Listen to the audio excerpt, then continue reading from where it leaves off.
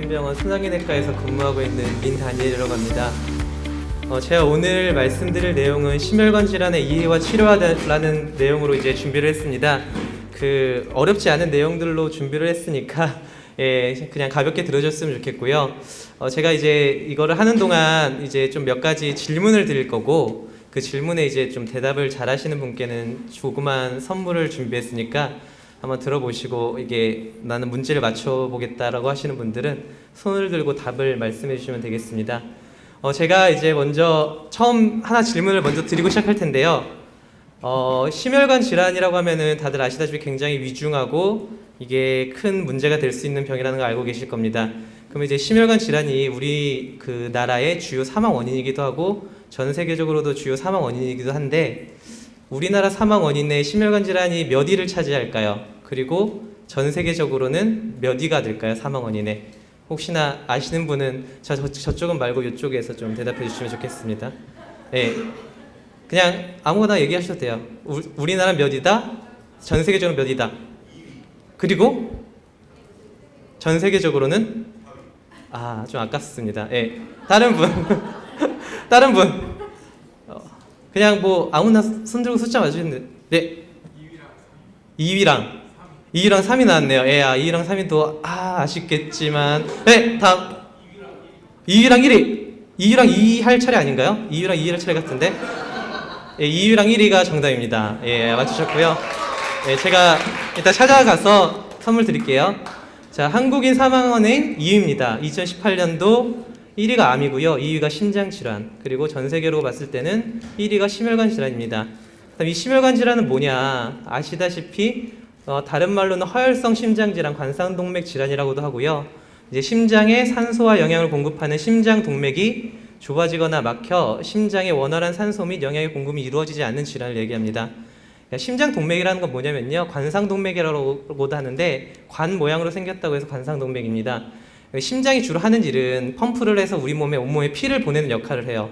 근데 심장도 자기가 일을 하려면은 피가 필요하고 영양분이 필요하단 말이죠. 근데 그 심장에 피와 영양분을 공급하는 혈관이 심장 동맥인 거고, 그 혈관은 이렇게 심장을 감싸고 있습니다. 그래서 대동맥에서 나오게 되고 우측 관상동맥과 좌측 관상동맥으로 나뉘게 되고요. 좌관상동맥은 다시 좌회선지와 좌전 하행지라는 것으로 나뉘게 되어서 각각의 부분이 심장의 어느 특정한 부분을 담당하게 됩니다. 근데 이 혈관이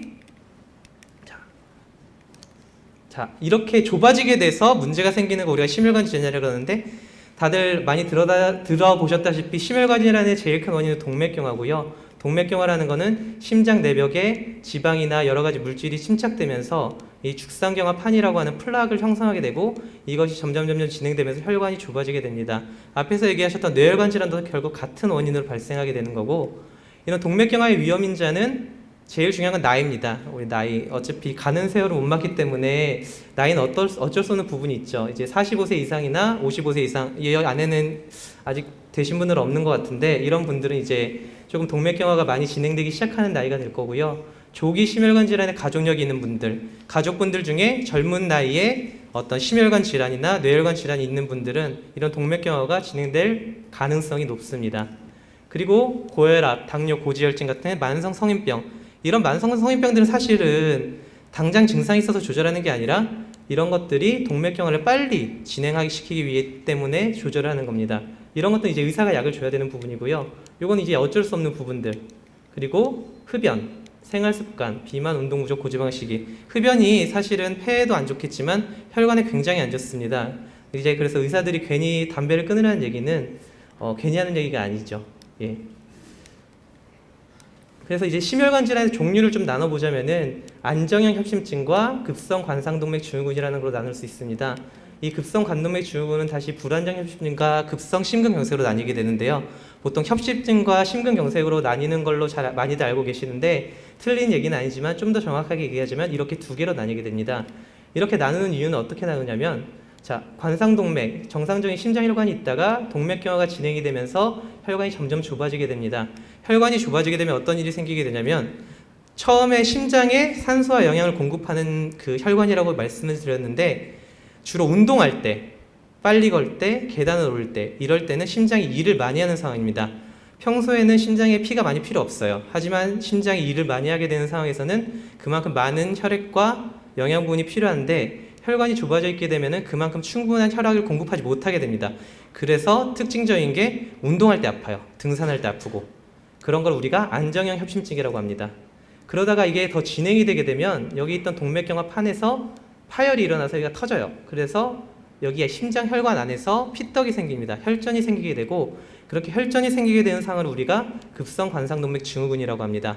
이렇게 혈전이 생기기 때문에 조금 더 급하고 빨리 치료를 해야 되는 상황이 급성 관상동맥 증후군이고 혈관이 어느 정도 막혔냐에 따라 불안전성 협심증 또는 급성 심근경색으로 나뉘게 됩니다.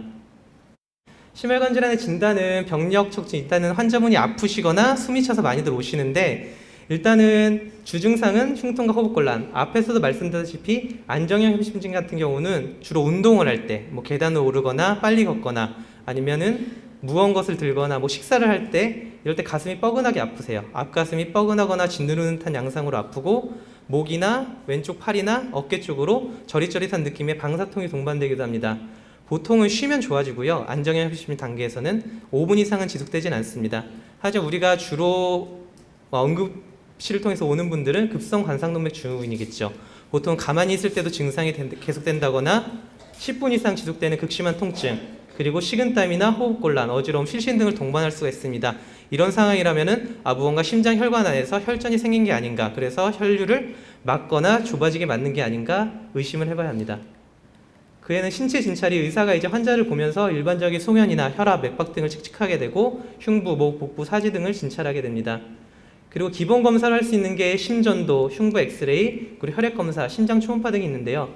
혈액 검사는 심근 효소 수치라고 해서 심장 근육이 손상을 받았느냐 안 받았느냐를 확인해주는 검사를 하게 됩니다. 심장 혈류가 줄어들게 되면서 심장 근육에 손상이 일어나게 되면 이 심근 효소라는 게 혈액 내에서 상승하게 됩니다.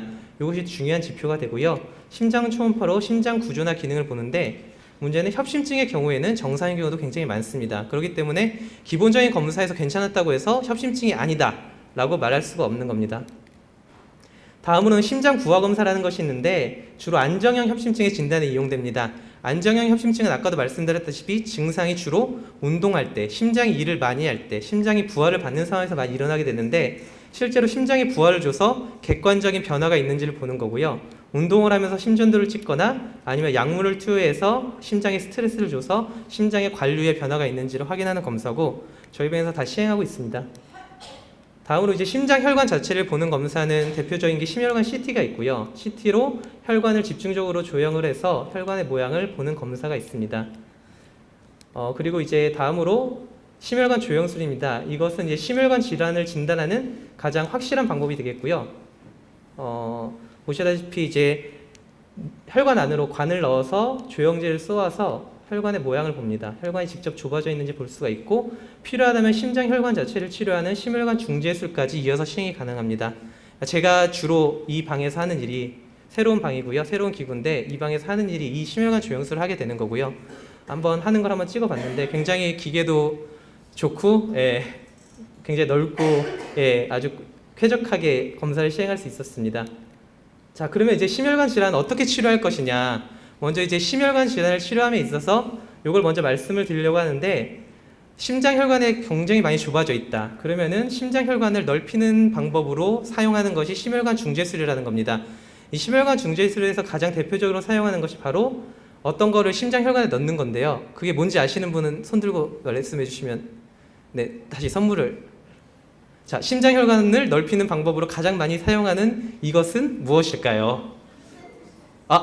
정답. 저쪽이 너무 쉬운 거여서 또 서로 이렇게 미루다가 안 하신 것 같은데 스텐트 삽입술을 합니다. 제일 많이 사용하고요. 사실은 스텐트가 우리나라에 들어온 지가 거의 30년 이상이 됐는데 스텐트 굉장히 많이 개발이 되고 있고 심장혈관 좁아진 심장혈관 안으로 가느다란 철사를 집어넣게 되고 그 철사를 따라 풍선을 매달아서 넣은 다음에 풍선에 바람을 불면 풍선이 넓어지게 됩니다. 거기는 스텐트라고 하는 그 그물망이 들어가 있고요. 이게 혈관 안에 남아 있어서 혈관을 더 이상 좁아지지 않게 유지시켜주는 역할을 하게 됩니다. 이따가 제가 상품을 드리도록 하고요. 자, 그래서 심혈관 중재술 한 케이스를 하나 보여드릴 텐데 관상동맥 중에서 그 좌전하행지, 좌관상동맥에서 좌전하행지라고 하는 부분인데 가운데 보시면 굉장히 좁아져 있는 것을 확인할 수가 있습니다. 그 왼쪽 사진을 보면은 이쪽 부분이 굉장히 좁아져 있죠.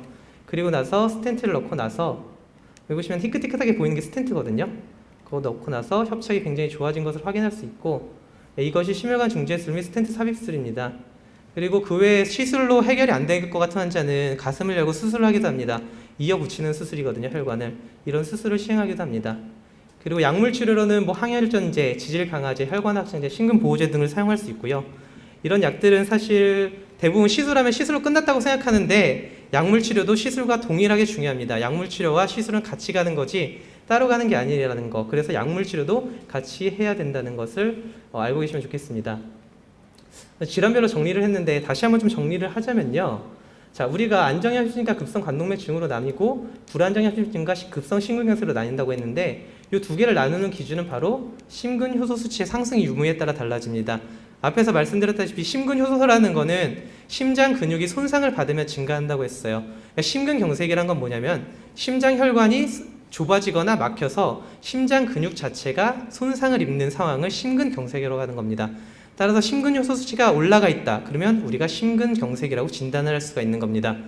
그리고 심근경색 중에서 ST 분절 비상승 심근경색, 분절 상승 심근경색, 저희는 넌스템이 스템이라고 하는데, 이거를 구분하는 요인은 심전도상 ST 분절이라고 하는 부분이 있는데, 그 부분이 올라가 있으면은 스템이라고 하는 겁니다. 이게 올라가 있다는 거는 지금 계속적으로 심장이 손상을 받고 있다. 이게 지속되고 있다는 것을 의미하기 때문에 스테미 같은 경우에는 사실은 굉장히 빨리, 저희가 골든타임을 90분 이내로 보고 있거든요. 90분보다 빠르면 빠를수록 좋고, 그래서 이런 경우에는 굉장히 빨리 진행이 돼야 됩니다. 그래서 이건 너무 급성 심근경색에서 ST 분절 비상승 심근경색 같은 경우에는 환자 진찰을 하고, 심전도 같은 경우는 결과가 바로 나오거든요. 심전도는 괜찮은데 혈액 검사상에서 심근효소가 상승이 돼 있다. 그러면 이분은 넌스테미로 진단을 하고, 그래도 빨리 응급 심혈관 조영술을 시행하게 되고요. 환자를 진찰하고 심전도를 바로 찍었는데 거기서 바로 ST 엘리베이션이 보인다. 그러면 스테미로 진단을 합니다. 그럴 경우에는 전화를 받는 즉시 저희가 나와서 심혈관 조영술을 시행합니다. 저희가 그래서 집도 이 근처로 다 살고 있고요. 그리고 이제 뭐 새벽이든 명절이든 휴일이든 가리지 않고 전화를 받습니다. 그래, 왜냐면은 빨리 치료를 해줄수록 예후가 좋기 때문에. 그래서 몇 가지 저희가 분포에서 경험한 케이스를 몇 가지 보여드리면은,